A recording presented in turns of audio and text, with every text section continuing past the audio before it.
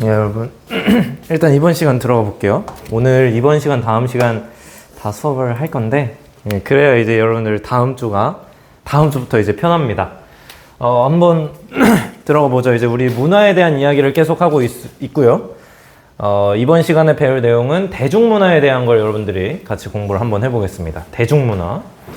약간 일단 한번 들어가 보죠. 그래서 오늘 배울 태제가 이렇게 크게 두 가지예요. 이제 대중문화와 대중매체 이렇게 배울 겁니다. 그럼 우리가 대중문화와 대중매체를 공부할 거니까 대중이 뭔지를 좀 알아야 되겠죠? 대중이라고 하는 것은 뭐 이 영어 혹시 본 적 있나요? 이제 대중은 돼지입니다. 이제 적당히 듣다가 알아서 조용해질 겁니다. 이게 옛날의 대중이 약간 이런 뉘앙스로 불려졌었어요. 자, 그러니까 이게 엄밀한 사회학적인 용어는 아니지만 제가 스스로 좀 해석을 한 건데 대중은 일단 이거 왜 밑줄이 안 쳐져 있지? 지금 뭔가 좀 이상하네요. 자, 밑줄을 스스로 한번 쳐봅시다. 대중이라고 하는 것은 신분이나 계급, 지위 등에 따라서 구분되지 않는 불특정 다수를 우리가 대중이라고 이야기를 해요. 이제 그러니까 과거에는 대중이 약간 이런 느낌이었어요. 이제 약간 우매하고 돼지고 이랬단 말이죠. 왜냐면 그때 문화를 이끌어가던 건 소수의 엘리트층이었었으니까. 그러니까 이제 우리 조선시대만 하더라도 이 뭔가 어떤 문학이나 이런 것들을 이끌어가던 사람들은 양반층이었었으니까. 그때의 대중은 약간 우매한 존재, 약간 이런 느낌이었다면 이제 현재는 대중이라고 하는 그 용어를 사용할 때 그냥 뭐 지위가 높든 낮든 돈이 많든 적든 그냥 그 불특정 다수를 대중이라고 부르고 있는 거예요, 이제. 그래서 현재는 이제 이런 대중사회가 형성되고 있죠. 대중을 기반으로 하여 형성된 사회, 대중사회가 되어가고 있습니다. 그러면은 이 대중에 대해서 우리가 알아봤기 때문에 대중문화 한번 보죠. 우리 대중이라는 개념 자체가 불특정 다수라 그랬어요. 그러니까 뭐 신분이나 성별이나 나이나 이런 거에 따라서 구분하지 않고 그냥 모든 사람을 통틀은 이런 불특정한 다수를 대중이라고 했고, 그런 이 대다수의 사회 구성원인 대중이 향유하는 문화를 대중문화라고 하더라. 자, 그러면은 이 대중문화가 형성될 수 있었던 배경에는 이런 게 있습니다. 이제 산업화에 따라서 대량 생산 체제가 형성되면서 불특정 다수가 많은 사람이 누릴 수 있는 공통의 문화가 보급이 되게 돼요.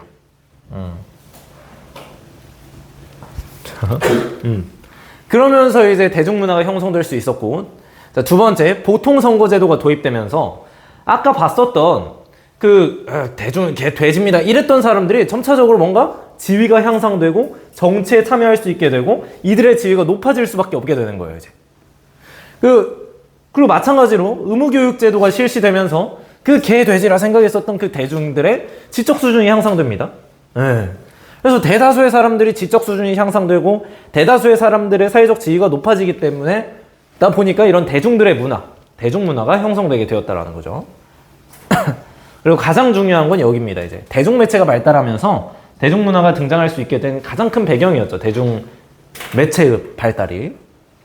대중매체는 뒤에서 배우겠지만 대량의 사람에게 다수의 사람들에게 대량의 정보를 보급할 수 있는 매체예요. 그게 대중매체인데, 그러니까 이게 발달하면서 라디오가 생기고 신문이 생기고 텔레비전이 생기면서 빠바박 쏜단 말이야, 문화를. 그러니까 이 대중매체가 발달하면서 대중문화가 활발하게 생산되고 보급될 수 있었다라는 거죠. 특징, 빠르게 퍼져서 다수에게 영향을 주더라. 대량으로 생산되고 소비됩니다, 이제. 대량으로 만들어지고 대중매체를 통해서 대량으로 빠바박 쏘면서 대량으로 소비돼요, 이제. 그러다 보니까 이런 경향이 있어요.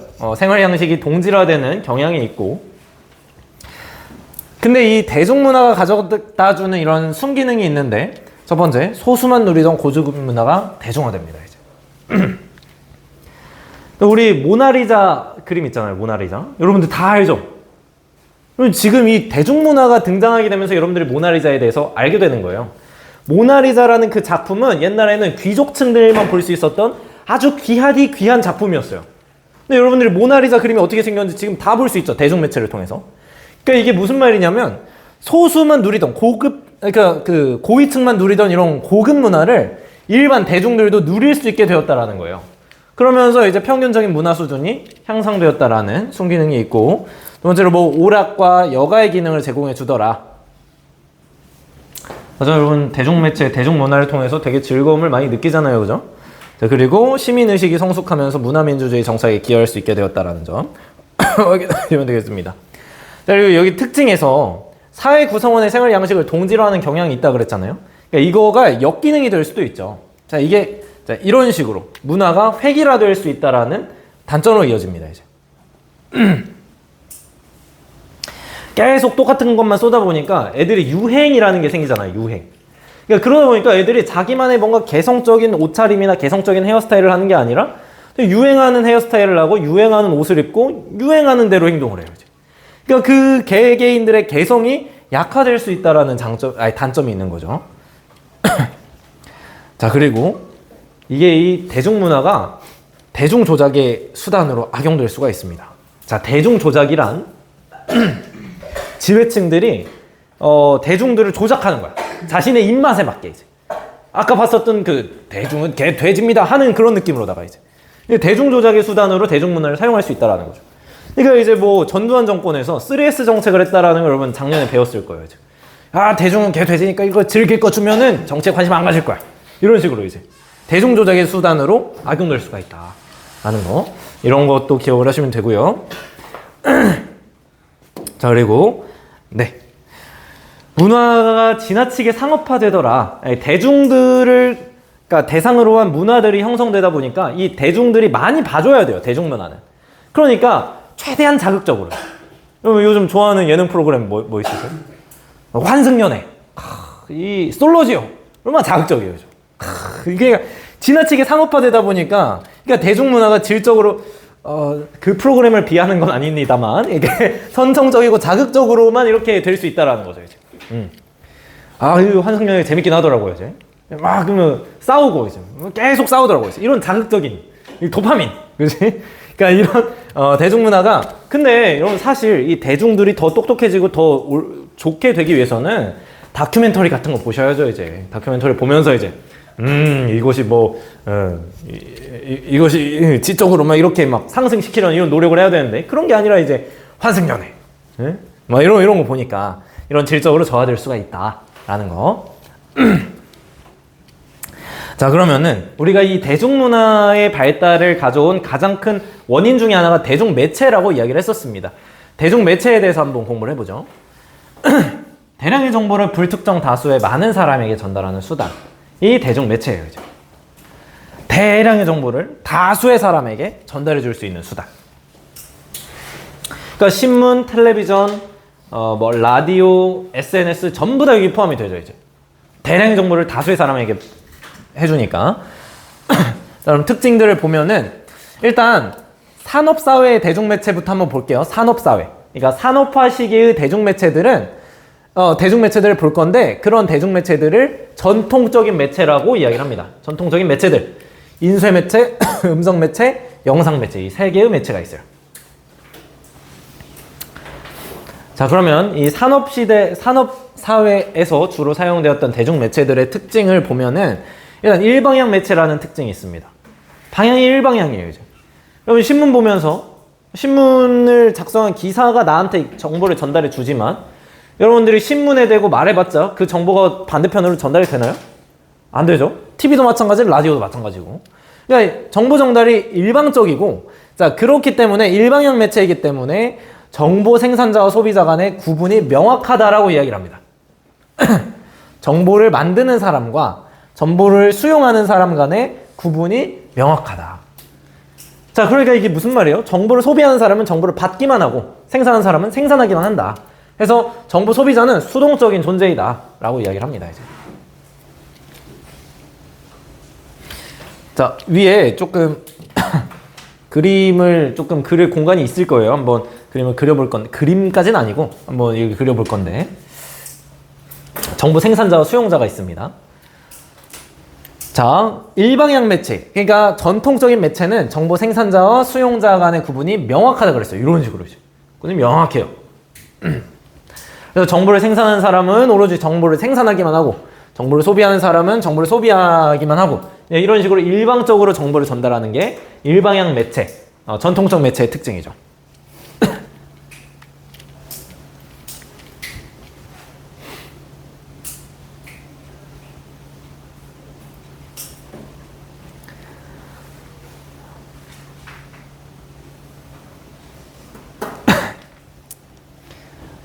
자, 그렇기 때문에 얘는 아까 봤었던 대중조작, 이게 너무 용이하겠죠, 그죠? 어차피 정보를 소비하는 사람은 내가 거기에 반박을 못해요. 반박하는 정보를 만들어낼 수가 없어.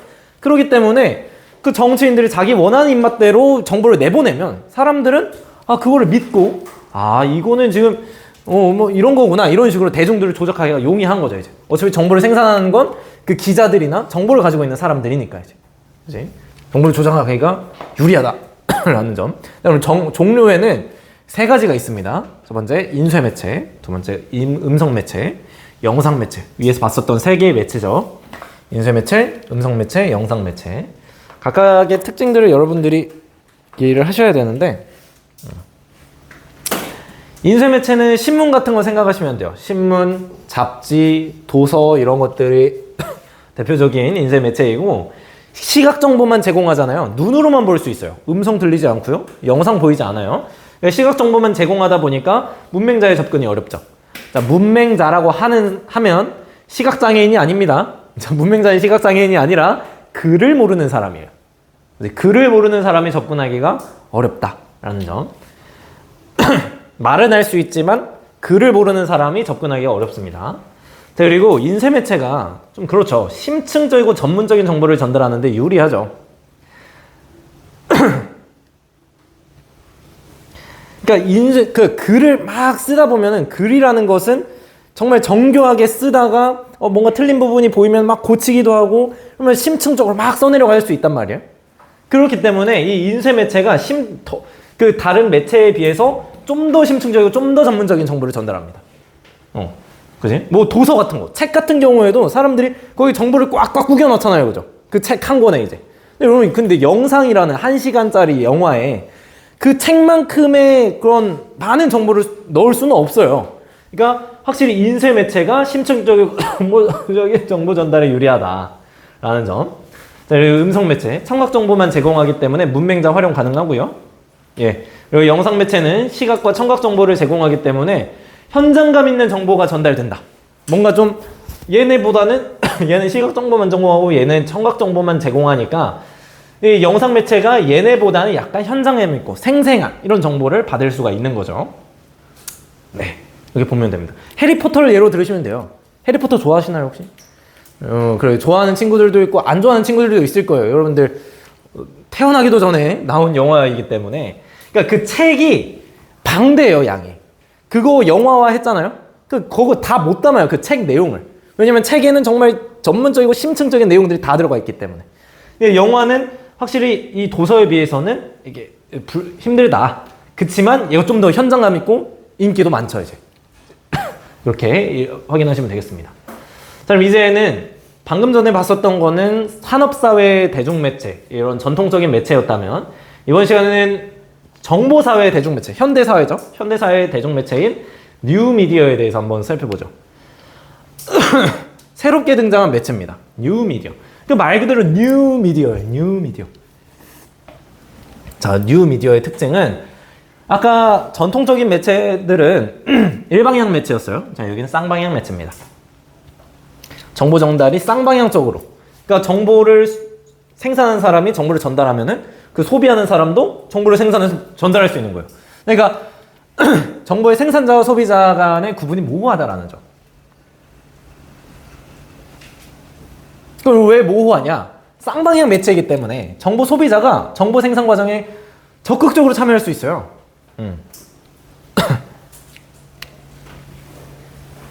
자, 얘도 위에 한번 그림을 한번 그려볼까요? 자, A랑 B가 있다고 한번 해볼게요. 조금 위로 이제 띄워가지고, 자, 그 밑에 이제 공간 많은 데 있잖아요. 공간 많은 데에다가 중간에다가 이렇게 A랑 B가 있다 했을 때, 자, 이런 상황. A가 정보를 만들어서 B에게 정보를 전달했을 때는 A는 정보의 뭐예요? 그죠? A는 정보의 생산자이고 B는 정보의 소비자가 될 거예요. 그러니까 유튜브 같은 걸 한번 생각을 해보세요. 유튜브 영상 제작자가 영상을 만들어서 수용자에게 제공했어요. 나는 요즘 뭐 이제 그 헬스 열심히 하니까 이제 헬스 유튜브를 딱 봤는데 이제 저거 운동 제대로 못하는 거예요. 지금 관절 다 나가게 운동하고 있어. 그래가지고 내가 이제 너 이거 잘못했다, 운동 잘못했다 하면서 댓글 달 수가 있겠죠. 댓글 또 이렇게 달아요. 내가 정보를 수용한 사람이었는데 이렇게 운동하면 안 되고 저렇게 운동해야 돼, 이런 식으로 이제. 이런 상황에서는 내가 또 이제 정보를 생산하는 사람이 되고 이 사람은 정보를 수용하는 사람이 되죠. 자, 이런 식으로 얘는 정보 생산자였다가 수용자였는데 생산자가 되기도 하고, 얘는 정보를 생산한 사람이었는데 정보를 또 수용하는 사람이 되네. 자, 이런 걸 봤을 때 정보의 생산자와 소비자 간의 구분은 모호하구나, 이걸 확인할 수 있다는 거죠. 자, 그러다 보니 대중조작이 가능하긴 합니다. 얘도 물론 대중조작이 얘도 가능해요. 왜냐면 유튜브에서 막 그 스피커들 많잖아요. 이제 그 사람들을 통한 이런 대중조작이 가능하긴 하지만 전통 매체에 비해서는 그래도 상대적으로 곤란하죠. 다양한 사람들이 거기에 댓글을 달고 다양한 사람들의 의견이 거기에 작성되기 때문에 다양한 의견들을 보다 보면은 대중조작이 그렇게 쉽지는 않습니다. 이제 제가 생각하기에 이제 그 1, 2, 3 계엄도 실패했었던 가장 큰 이유 중에 하나가 여기에 있다 생각해요. 이제 만약에 일방향 매체만 있었다면 성공했을 수도 있어요. 그 사람이 이제 모든 걸 조작해놓고 방송도 다 이렇게 막 조작해놓고 했다면 성공했을 수도 있지만, 지금 우리가 이제 쌍방향 매체, 뉴미디어 시대가 되다 보니까 그게 대중조작이 약간 힘들어지게 되고, 그리고 결국에는 시민들이 나서서 막을 수 있게 됐다라고 저는 생각이 듭니다. 네, 한번 확인해 보시고. 자, 그리고 두 번째 특징, 정보의 편집과 재가공이 용이해요.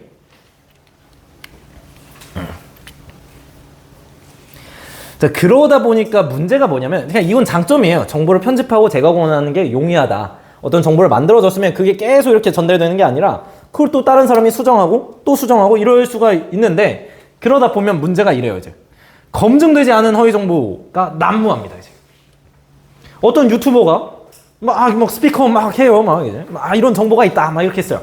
그래서 출처가 어디죠? 어떤 유튜버가 말하던데요? 뭐 이렇게 건너서 그냥 제 생각인데요? 결국 이렇게 된단 말이야, 이제. 그러니까 이게 뉴미디어가 이런 장점은 있지만 또 이런 단점이 있는 거예요, 이제.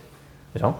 그래서 여러분들이 지금 정보의 바닷속에서 살고 있어요, 지금. 수많은 정보에 뒤덮여 살고 있는데, 여러분들이 이거를 스스로 약간 이제 걸러내고 비판적으로 바라볼 수 있는 역량이 필요하다고 생각이 듭니다. 지금 특히 지금 유튜브 같은 데 보면 막 이상한 정보들이 막 넘나들어요, 이제. 근데 또 문제는 여러분들이 그거 한번 관심 가져서 그걸 많이 보다 보면 거기 알고리즘 타가지고 그게 계속 나한테 전달돼, 이제. 그러니까 여러분들이 그 정보를 비판적으로 수용하고 다양한 매체들을 활용해 보는 게 필요하다고 생각이 듭니다. 네. 주요 매체는 이런 식으로 인터넷으로 연결된 매체들이 주요 매체들이다라고 생각하시면 되고, 네. 유튜브라던가 인스타그램 이런 게 대표적이에요. 이렇게 알아두시면 되고요. 대중매체 비교 정리인데 이게 원래는 여기서 출제를 많이 했었어요. 근데 요즘 출제 비중이 많이 떨어지긴 했는데 그래도 이제 한번 대비를 한번 해보겠습니다. 정보 전달의 신속성은 얘네가 되게 빠르죠. 뉴미디어도 정보를 빠르게 전달할 수 있고, 영상 매체나 음성 매체도 전파를 빨리 할 수 있어요. 그지? 근데 인쇄 매체는 신문을 집집마다 일일이 돌려야 돼요. 인쇄도 하고 시간이 오래 걸리기 때문에 인쇄 매체 빼고는 다 빠르다. 그리고 정보 전달의 동시성. 자, 정보 전달의 동시성이라는 것은 한꺼번에 얼마나 많은 정보를 전달할 수 있냐는 거예요. 자, 그러면 여기서는 이제 뉴미디어가 가장 셉니다. 자, 왜 그러냐면 뉴미디어는, 여러분 유튜브에 한번 올려본다 생각해 보세요. 그럼 전 세계 모든 사람들이 여기 클릭하면 다 볼 수 있어요. 그러니까 어떻게 보면 전 세계로 빠르게 동시에 전달되는 거예요, 지금 이게. 그치? 자, 근데 영상 매체나 음성 매체는 어때요? 그 국가 내부에서 주로 방송이 되죠. 그치? 자, 그러니까 얘는 전 세계에 동시에 빡 할 수 있다면 얘는 우리나라에 동시에 빡 할 수 있기 때문에 뉴미디어가 동시성이 좀 더 크다라고 이렇게 이해를 하시면 됩니다. 인쇄 매체는 당연히 동시에 전달하기 쉽지 않죠. 네, 이번에는 정보 획득의 동시성. 전달을 하자마자 수용하는 것의 그 동시성을 말하는 거예요. 정보 획득의 동시성. 그러니까 정보를 수용할 때 동시에 수용해야 되는 정도는 또 반대입니다, 지금. 여러분들 옛날에 TV 같은 거 보세요. TV 10시에 드라마를 한대요. 그럼 10시에 다 같이 TV 앞에 모여서 옹기종기 모여서 봐야 돼요. 동시에 수용할 수밖에 없어요. 자, 근데 여러분 유튜브 영상 꼭 다 같이 모여서 봐야 돼요? 아니죠? 자기가 보고 싶을 때, 그러니까 그 시간에 맞춰서 봐야 되는 게 아니라 자기가 보고 싶을 때 클릭해서 보면 되잖아요, 이제. 그러니까 정보를 획득할 때의 동시성은 영상 매체, 음성 매체가 더 크고 인쇄 매체와 뉴미디어는 이 획득의 동시성은 낮다. 내가 보고 싶을 때 보면 되는 거니까 이제. 정보 확산의 시공간적인 제약은 뭐 이렇다. 뉴미디어가 가장 적다. 그 제약이. 그 정도 기억하시고, 정보 생산자와 소비자 간의 경계의 명확성 역시도 뉴미디어가 가장 적다. 자, 그러니까 이 세 개는 지금 뭐예요, 이제? 뉴미디어와 전통적 매체의 차이점이라고 생각하셔도 돼요, 이제. 이 세 가지. 뉴미디어와 전통적 매체의 차이점이다.